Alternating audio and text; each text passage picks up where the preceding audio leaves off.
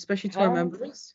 Welcome to the three-part podcast called Legally Candid. So the first guest on our podcast is an esteemed member of the law school. Welcome, Emek.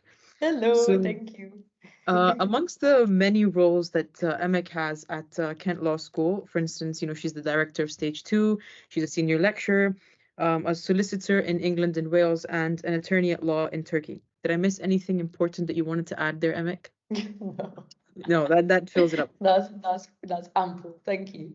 Great. And so honestly, Emik, it's commendable what you do for students here, the work that you do and what you've done so far. And so going into now your fourth year into teaching at Yeah. Kent Law School, over the course of these like 4 and a bit years, what's been like the most memorable moment for the right reasons? And then what's been the most memorable moment for the wrong reasons?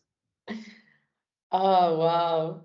You didn't shy away from starting with the big questions, huh? There was no like Yes. easing me into this podcast.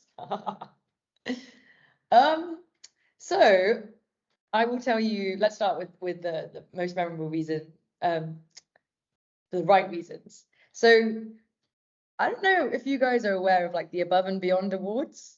Yes. So there are these awards that Kent Union does, and you kind of nominate lecturers if, and there's various categories. So basically, not last year, but the year before, I was like one of the most nominated lecturers at the University of Kent. And that meant so much to me because when students nominate you, they kind of put like the reason. And so I got all these certificates from Kent Union. And to be fair, like last year, I also got like the most nominations, but I didn't win any awards, which was suspect.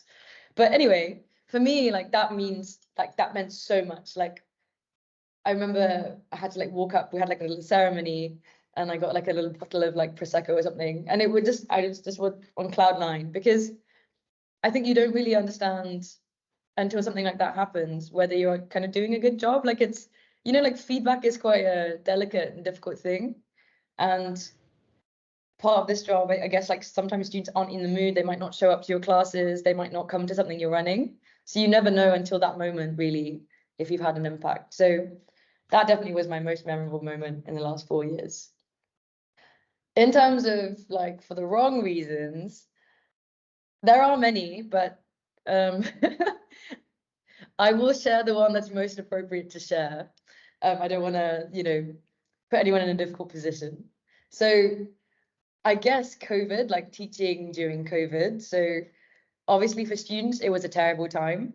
Like my sister was at university during COVID and it sucked. Like how could you take life seriously when you're listening to pre-recorded lectures and going, on a Teams meeting and then everyone has their screens off and you've got this lecturer trying to teach you. So I guess that kind of period where I was literally just in my living room, trying to teach quite complex legal stuff, that was probably, it was memorable, not for the wrong reasons, I suppose, but it was like a time which if I looked back on the 4 years, was, a difficult time, I guess. Thank you. Thank you for Sure. sharing whatever was appropriate to share. Yeah, no worries. The next question is particularly important, especially for me and Wadana, because we always look up to you as a person, as a practitioner, and as a lecturer. So we were wondering, your career trajectory is perhaps what most of us aspire to, and over the course of your time in practice, especially as a solicitor, was there ever an epiphany that you had where you were thinking, "Oh, I've made it. This was what I always wanted to do"? Yes, I mean, that's again, you're not sort of giving me an easy time with these questions. Yes, of course. So when I first started my job at DLA, I remember, so obviously you're in training, you're very new, and I was like 21 years old, you're just out of university, you're in this sort of amazing law firm, on the 34th floor of this amazing building in the middle of Istanbul. And I remember one of my seniors asked me to look up like some documents. This was for a corporate law matter, and I needed to find like some share purchase agreements. And I remember looking through the DLA database and I could see all of our clients, and it was every large corporation you could ever think of were listed as our clients. And I remember thinking, wow, like it doesn't get better than this in a sense. Like I couldn't be doing more high profile work if I wanted to, particularly because at that time, DLA was very active in M&A. And there was lots of like direct foreign investment in Istanbul. So lots of these large corporations were spending a lot of money setting up entities or buying entities or merging with entities. So entities in Istanbul or in Turkey generally. So yeah, that definitely was it. So I remember kind of looking through the client list and then looking out of the window and I was like, wow, this looks a lot like Suits. And obviously at 21, you're quite impressionable and quite naive as to the realities of, you know, what legal practice is like. So yeah, that at that moment I was very much in awe and very, very happy. And would you say, because obviously now you're not 21 anymore and surely not naive, would you say that going back you would change your career path, or would you still stick with being a lawyer? I think I would have continued with being a lawyer. So I mean, up until really like September of my law degree, I didn't intend to be a lawyer. I was going to be a doctor. And this was like a very, you know, last minute decision to come to Kent and to do law. But looking back, I would not have changed that. I don't know if I would have gone into sort of transactional work because I love public speaking and I love sort of crafting arguments. So I think perhaps my skill set would have been better used in sort of litigation or as a barrister. But private law, company law, banking, corporate law is very much sort of my passion, what I really love. And so I wouldn't have changed that. And you know, being a lawyer is amazing. Having that knowledge of the law, feeling so empowered is an incredible feeling. We are very glad to know even in another life you would have been our lecturer. I would have, of course. You know, Emek, you mentioned a lot about like, you know, that you're happy and with, you know, where things panned out and all that. So what do you define as success then? What is success to you? That's a really good question. And I think this is something like I hope anyone listening to this really tries to internalize, because especially like imagine you're in your final year at university, some people have got like jobs lined up, training contracts, and then you feel like, oh, I'm not successful, right? Because I don't have this elusive training contract or pupillage. That's not what success is. Like success genuinely is about like what you think your life should look like and where you are, right? So like if you're realistic with yourself, what were you going to achieve and what have you achieved? And actually, if lots of people look at it like that, then they're going to be really content and happy and feel successful in their life. And I think I was having a conversation with a couple of students in my mediation module actually last week, where they were like, you know, what if I don't want to be a millionaire? What if I just want to have like a decent life and be happy and have more free time? That's also success. If like that's what you want, and if you're honest with yourself, if that's what you want and that's what you achieve, then you're successful. Right? So I think, you know, for me, obviously what I want from my life is slightly different to I'm sure what you want, Wadana, or what you want, Angelica. That's it. So please use like an internal measure for success, not an external measure. Interestingly, this morning I was reading a quote by Charles Bukowski. He's like a really like famous American novelist and poet. He writes a lot of thought-provoking things, and to a certain degree. Who? Can you say the name again? Charles Bukowski. He wrote like yeah. He's written like quite provocative things, but they're very true. And so this morning I was reading a quote, and it's like, and when nobody wakes you up in the morning, and when nobody waits for you at night, and when you can do whatever you want, what do you call it, freedom or loneliness? And I think that kind of relates to a conversation I had with you where we were speaking about future plans, and you told me like you need to think about what you want out of life and almost sort of tailor your career needs to that. Do you think that's why you made a shift from, you know, practice to academia, because you wanted more time? I guess not more time, but I guess more being in control of your day-to-day you know, runnings of life, I guess. That's exactly it. I mean, so I have to say that I was never, so when I was graduating, if I'd gotten to Oxford, which was my plan, if I hadn't been rejected, I may never have qualified as a lawyer, because I was very unsure when I was graduating whether I wanted to go into academia or I wanted to go into legal practice, partly because my parents are academics, but also partly because I really actually enjoyed university. Like I really enjoyed learning, and I could see myself kind of progressing down that path. I think when I quit my job in 2019, I was very tired because, I mean, the reality of legal practice is that you're working a lot, especially at sort of higher level in larger firms, and especially in M&A practices at that time, because M&A was a very sort of booming area. Obviously, that changed during COVID and stuff, but at that time, it was very demanding. And I guess I'd kind of done quite a lot. And I wanted to see, I hadn't applied for this job, by the way, it just kind of fell into my lap. Like I bumped into Jo Thompson one day, and she said, oh, we need, you know, some new lecturers. You were really good. Would you be interested? That's how I started at Kent. I'd never sort of intended, I was looking for another corporate law job in London in 2019. So this wasn't something I kind of sought out actively. But I guess the reason I stayed was because I think now that I know myself better, that flexibility around working is really, really important to me. Like being able to decide how your day will look within obviously the confines of your teaching. Whereas in legal practice, you know that you really have to be somewhere when you're needed. You know, sort of for me, it looked like 9 till whenever I leave. Obviously, flexible working has come in since I left legal practice, so things look slightly different now. But back then, you know, you had to be in the office at 9 or earlier, actually. And if you had to do work, you'd have to go back to the office. Like, even if it was like 12 at night, you'd still have to go back. Yeah. So, you know, things look slightly different. But at that time, for me, I was like, yes, I want more flexibility. And that's then why I've been so happy in academia.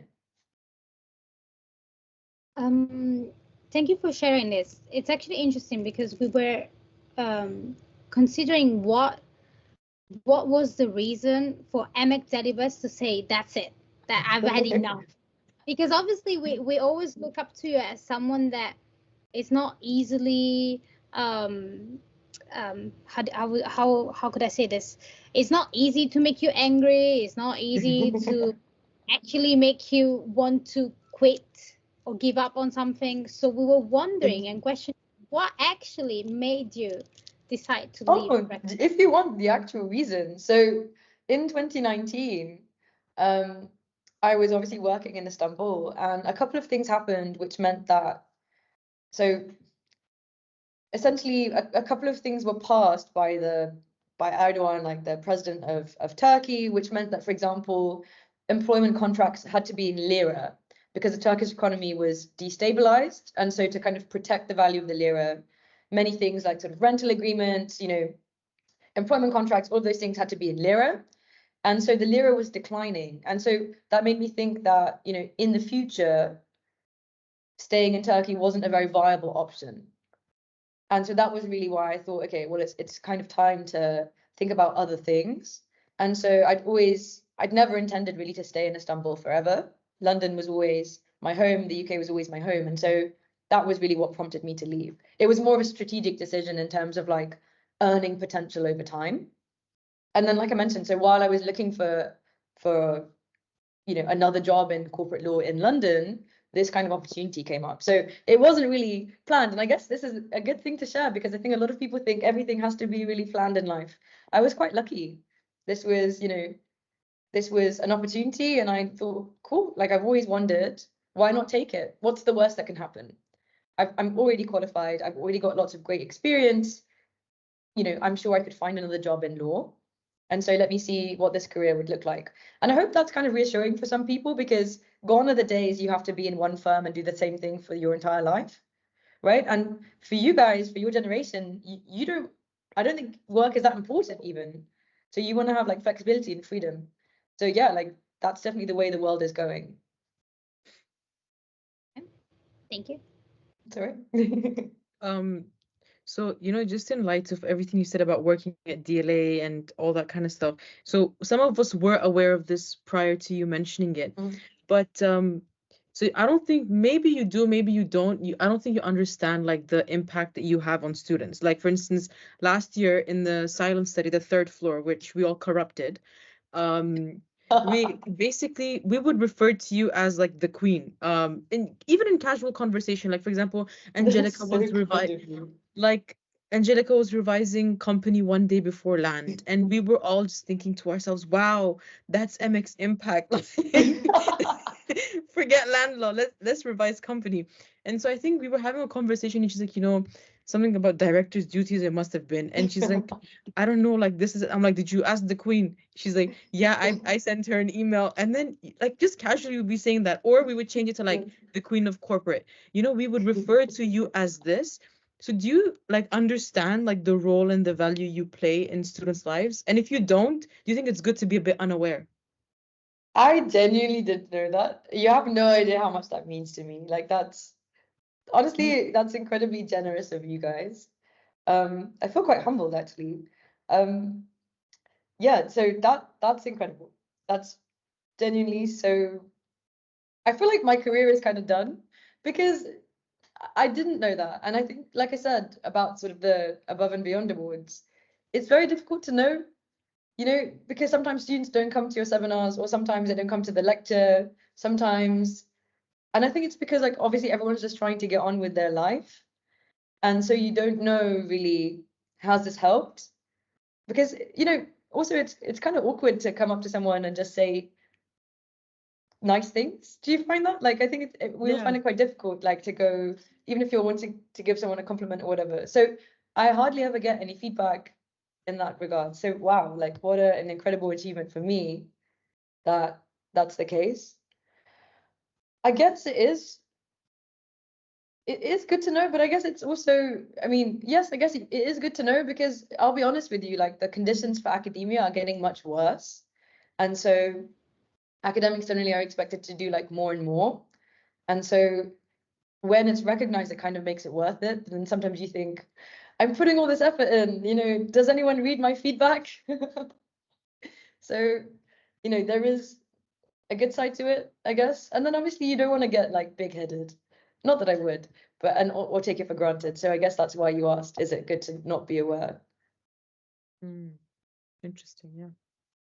Oh, it's very interesting you say that, because we were wondering, now that you do know, would you feel like more pressured to give any advice to students, even though perhaps most of the times you might not be in the best state yourself to give that advice?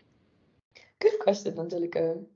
So, like, one of the promises I made to myself when I started, like, in academia was that if I could do stuff that I wished I'd had, because you have to understand, like, there were no corporate lawyers around when I was at Kent. There was very little in terms of, so Jane and Stone was my biggest guide, like there was very little in terms of an insight into that world, and an honest insight, because the reality is, like, legal practice is quite demanding.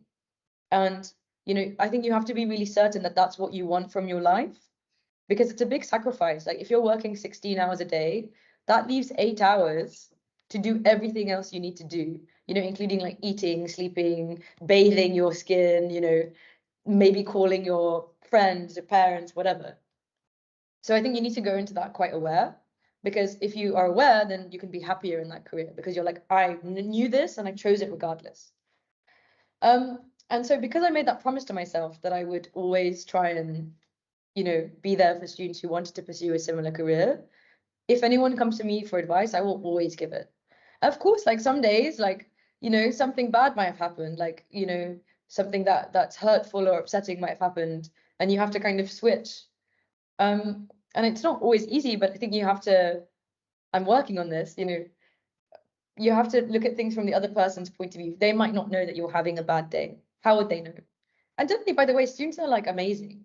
Like you guys are incredible. You're always like the energy and the kind of happiness and perspective that you give me already makes me happy. Like even if I'm having a terrible day, I'm like, I regret agreeing to this meeting, When that person that I'm meeting walks through the door, like let's say it's one of you guys, I forget all those feelings, because, seeing you, the fact that you're interested, your excellent questions, like your motivation just makes me so happy.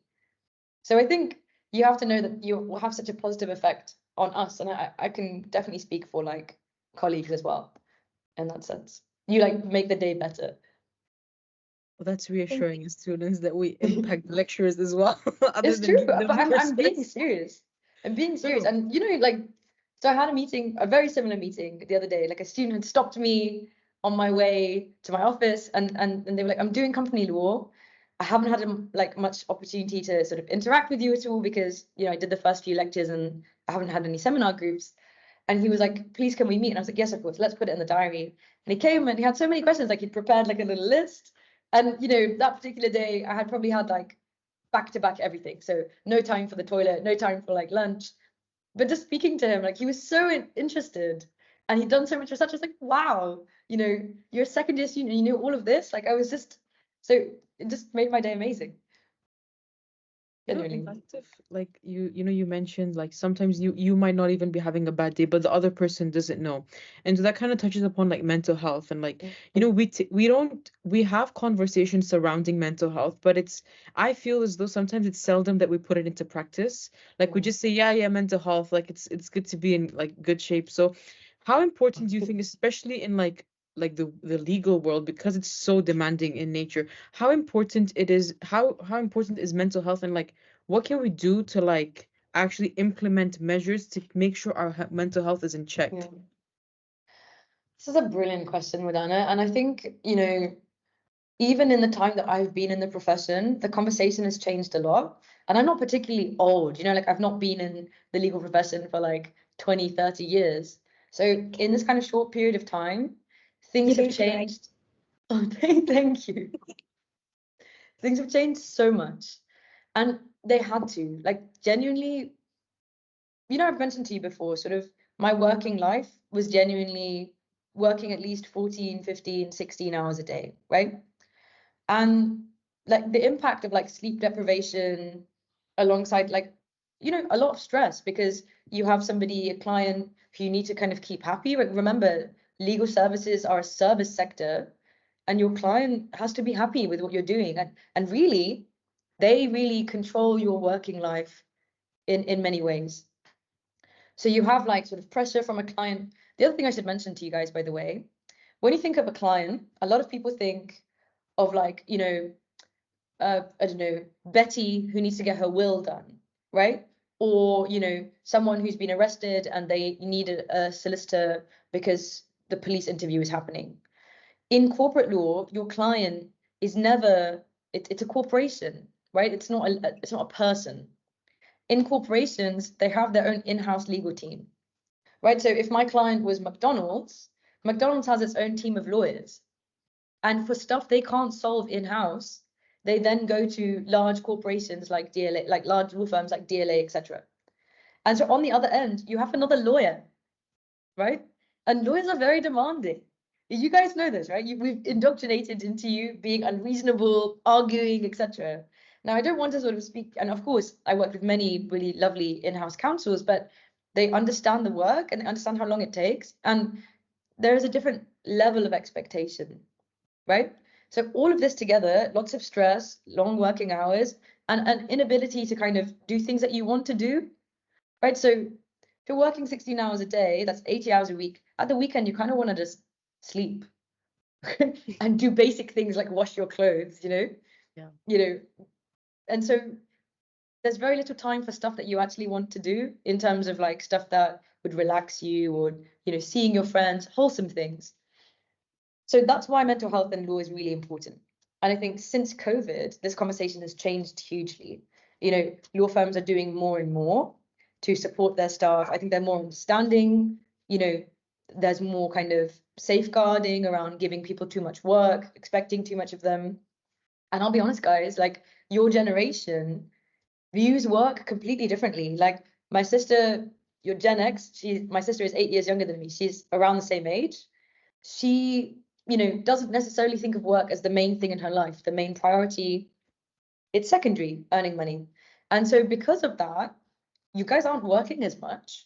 And law firms have had to adapt, right? They've had to adapt to this and maybe have less expectations, less kind of driving you, to the edge. And so mental health is extremely important. I think things are changing. Lots still needs to be done, but I should warn you that maybe cynically, I don't know how much can be done if you're working, for example, if you're working in a small team, you're the only junior associate or mid-level associate, and the project is really demanding. Yeah, like it might be that you're one of the only 1 or 2 people that can do the work, and the work needs to be done. You know, at that time, those times, you're going to feel extremely stressed, you're going to feel extremely tired. So yeah, like I said, like there's more happening, more awareness, but legal practice at a certain level means like sometimes you can't have work-life balance. And I think you should be aware of that. Not all the time, but sometimes. Yeah. You know, obviously there is one thing that we touched on, that is mental health, and the fact that most of the times, obviously, we don't know that you might have a blue day, and we're not aware of it, because obviously, as you said, how would we? What we are aware of is your extremely fine physique. And now we were wondering, how on earth did you achieve that, being working 16 hours a day for a week, every day? What do you mean? Sorry, what do you mean by that question? You look very healthy. You have an extremely good physique, and we were wondering, like, is there like a special poison or something, like something special? No, because I at least personally, I'm very interested. That's a question I wasn't actually expecting. Thank you, by the way. That's very kind of you. Okay. Very, Just honest. very generous of you again. Oh, this is a good question. I think so.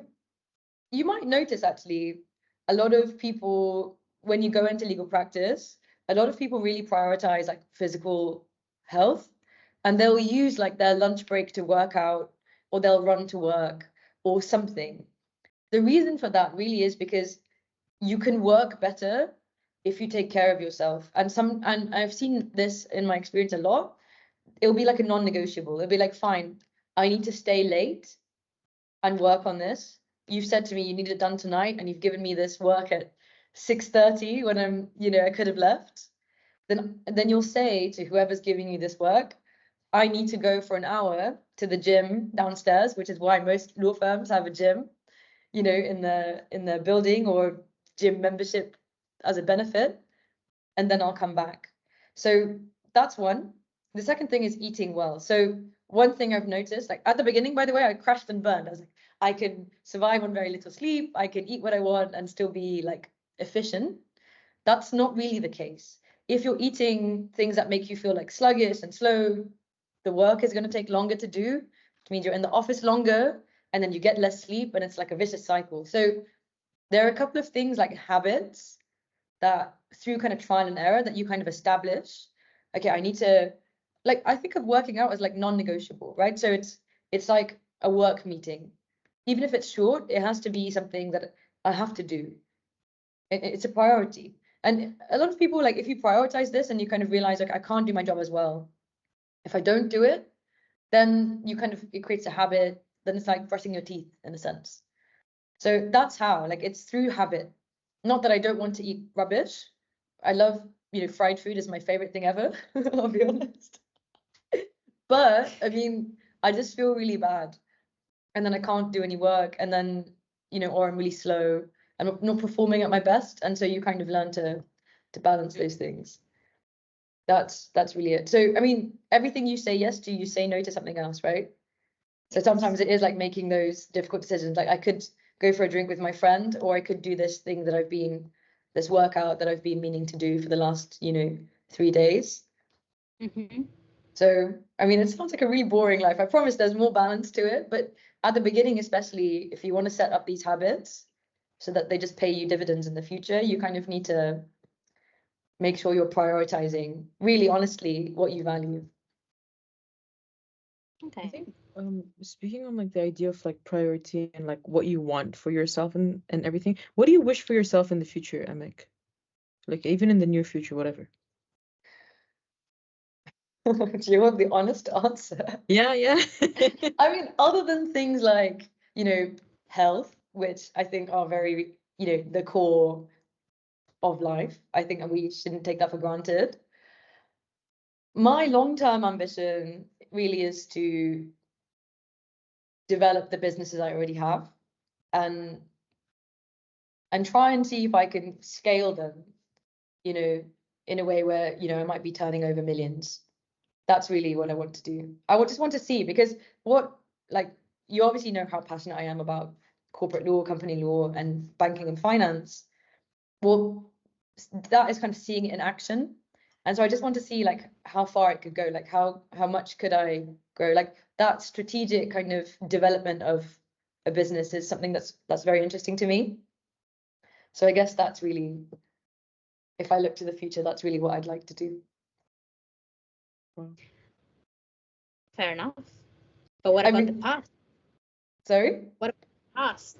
Have you done anything differently in the past? Like, did anything happen to you that you wish at least that you handled differently? Because obviously we cannot control what happens to us, but we can control how to behave towards it. That's a really good point. So it's difficult to answer, because I think my outlook on life generally is like to not regret anything. Because if you think about it, really, each one of you is very unique. And all of those life experiences made you exactly who you are today. So if you're happy with who you are today, then looking to the past and trying to like change things is like counterintuitive. Like it's an oxymoron. It doesn't work. I guess something that I've always questioned, and this is probably quite relevant for you guys as international like students and sort of international lawyers, is, so I made a decision to go to Istanbul when I graduated, and you know, I was offered that option, and I always wondered, would it have been different if I stayed in London instead? So the reason I say that is because this was a great opportunity at the time, but then it meant that I wasn't practicing in the UK for those years that I was in Istanbul. And how would that have showed things differently? Because the other thing is, obviously, you have to remember, I've been doing corporate law and just corporate law for a very long time, and I didn't really get to experience other aspects of the law. So I did a seat in dispute resolution, like litigation, but that's it. And most people who do like a TC get to see 4 seats, right? So I always wondered, like, would that have been different? Would I have gone down into something else? Because actually, I'm also quite interested in tax, for example, you know, and so it would have been interesting to kind of see other things. But that's it. Otherwise, no, like genuinely, like I said, everything that happens in your life leads you to a certain place. If you can just accept whatever has happened and the decisions you made at the time because they felt right, then just look to the future. What's the point in dwelling in something you can't change anymore? Very well spoken. You're right. So, Emek, knowing what you know now and everything, like, what advice would you give 16-year-old, you're like yourself, like 16-year-old me? Good question. I think I would have told 16-year-old me to do more work experience. Genuinely, like more varied work experience. I think at 16, it's hard because you're like a teenager and you're trying to figure out like who you are. You know, you have these existential crises. At least I did. But I think I would have told myself to do, like, I would have loved to shadow like someone in business, because I mentioned to you, like, I come from a family of academics, but I'm very interested in business, and I think had I at 16 been more exposed to it, you know, I would have been able to think more broadly. Whereas I was very much like profession, you know, must go down, you know, coming from Turkish family, I didn't really have the option of becoming like a dancer. And so it was very much like a structured profession. And really it was like medicine or law. So I would have liked to see more, you know, more variety and what I could do with my life. But otherwise I was pretty studious, you know, I was pretty nerdy. I really tried my best. So yeah, and also probably just tell myself that like everything is okay in the end. So, you know, like confidence is something that I didn't always have. And I think I quite like, and I always used to think when I was 16 that I don't know, like that life would be different, but actually life turns out okay. So maybe just to worry less, you know, that's the other thing. Worry less about what's going to happen because everything turns out okay. Like people that you think are so far ahead of you or like whatever, you end up overtaking them in life or, you know, it doesn't matter anymore. And I'm sure you guys are feeling that type of worry that I was feeling at 16 right now, you know, coming to like the end of your law degree and going off into the profession.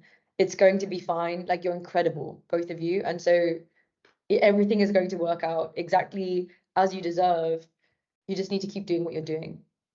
Yeah, so that's what I was said to 16-year-old me. No, thank you for that. And that's really reassuring as law students. But you know, actually, out of curiosity, I didn't plan Yeah. this question, but I have to ask. You mentioned like you have like a Turkish background and stuff. Yeah. How do you actually pronounce your last name? Because you know, conjecture has it that it's like Delibas. Like there's like a after the S, there's like a That's exactly I call it like a baby C because I don't know what else to call it. Chris is like, no, it's like this. Chris is like, I'm like, well, I can't see the baby C at the end of the S. So what am I meant to say? I've How do got you rid of say it. Yeah, how do you actually pronounce it? It's Delibas. Right. Chris is Okay, Chris completely was right. right. I'm very impressed with Chris's Turkish skills, you know, like this is amazing. Basically, in Turkish, we have like an S with a line underneath it, like the baby C that you're talking about, Yeah. which is an SH. Right. So it's like Delibas. Yeah. Yeah, because when I was going to Turkey, I was like making sure like I know some basics and how to pronounce it. So I opened like YouTube and stuff, like how to pronounce the words. But thank you. No, Angelica's gonna conclude now. But that was I had to ask that. I really Your had to. Turkish pronunciation is brilliant. Well, Thank you. I would like to say my apologies because I didn't know, but Of course But not. now I- Don't be silly. Like, why would you? so since we are on the topic, I obviously it's very unfortunate that we're almost done. We had a lot of fun talking to you, Yes. and It was you amazing. had as much fun as us. I did. But now Thank you. the question is, how would Emek Delibas, everyone listening, please pronounce it right. Describe herself in just 3 words. I know it's not enough. It will not give you justice. It Oh, will not. good. It has to do. 3 words. You know, this is also very self-indulgent and it's, you know, like it's very cringy. You have to understand this, please. Apologies, but it has to be. Ah, 3 words. I think I have to say, like, I would definitely say ambitious, like driven. Ambitious slash driven. The second would be a realist because I'd love to be an optimist. I really would, and I'm working on it, but that's not who I am. I really don't know the third one, so how would you describe me? Machine. Well, A amazing, machine. amazing machine. Oh my God, actually, yes, a workaholic. I definitely think anybody who knows me, and you guys know me pretty well, would say that. It's not good. I don't endorse it at all, but I find it very hard to like relax and, you know, take my foot off the gas. It always feels like something bad is going to happen, like I'm going to fall behind on my schedule of life for myself. Yeah, so I guess that's like really boring because it's like 3 of the same kind of work. It's fine. No, a it's machine. not boring at all. Yeah, I like machine. Machine. How would you guys, out of curiosity, how would you guys Oh, describe me? always call you machine. Yeah, A we actually machine. call you a machine. I actually think that's such an honor. Thank you.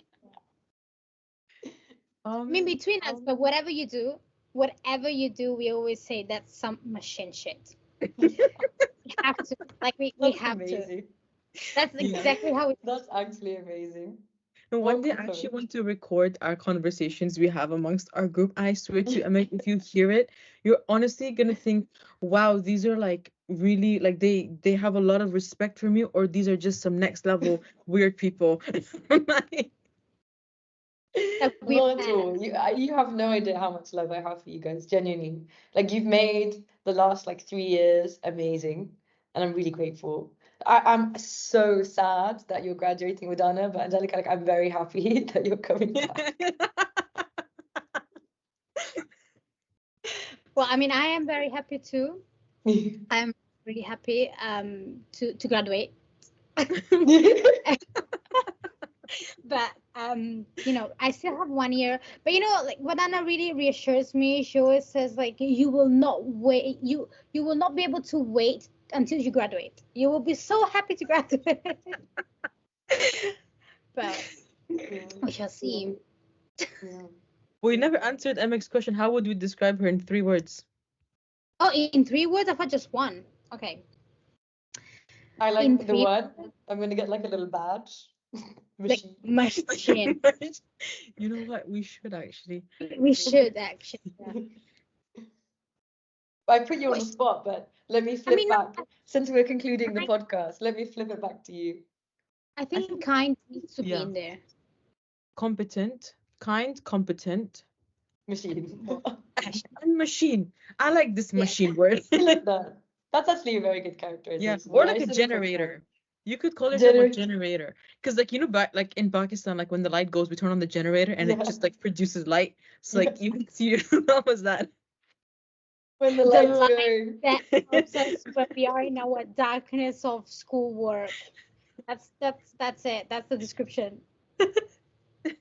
No, but honestly, What an honor. What an honor. Thank you, Hey. honor. how could have we made it last year without Emek? Like let's be honest here. No, I was just, I mean, at one point I just thought to, I remember, I think when Angelica texted me like MX in the library cafe, Pavitra texted me, I don't take some things, but she Remember, that says, was yeah, I'm like, listen, Pavitra, enough. I'm like, it's exam season, enough. And then Angelica texted me and I took the stairs. I didn't take the lift. I feel like I felt, I felt That's like so Superman. funny. No, honestly, I feel like I jumped like 3 like You guys steps. were so sweet. You have no idea. Like that day was like amazing because you remember I was speaking to like the mediation team or something. Yeah. And actually, before you guys came, I was making a joke because one of the mediation team, Ralph, like every 3 seconds, so we were talking about like the mediation competition, somebody would come up to him and give him a fist bump or something. So I was joking, like, what is this? Are you like the king of campus? And then you guys came and I was like, sorry. No, it was crazy. Wow. But no, Yeah. thank mean, you so much for this. It's been a pleasure. And you. honestly, this has been the most memorable moment for me now over the last 4 years. Genuinely, thank you. What kind No. things you've said. Thank you, because I don't think you understand. Like, if it wasn't, I don't think if the impact that you had, we would have like been like this. At least I think I would have collapsed by now. Madonna, No, that's so honestly, kind of you. like genuinely, it's very hard, especially at university level. You don't think about it that you would find lecturers that you could like resonate with, or you could have like really meaningful conversations because it's very like fast paced and get it over and done with. But I'm very happy. Tell me your problems. Yeah. Get the same way I did it in the mediation. I'm like, cut to the chase. What's the problem? Yeah. But yeah, thank you for your time, Emek, and I'm sure our listeners are gonna enjoy this podcast while they're in the gym or doing something. So we'll Yeah, like contribute to that. Yeah. But anyhow, thank you so much for your time, and I'll No pause. worries at all. Thank you for yours. get it. Thank you. Thank you.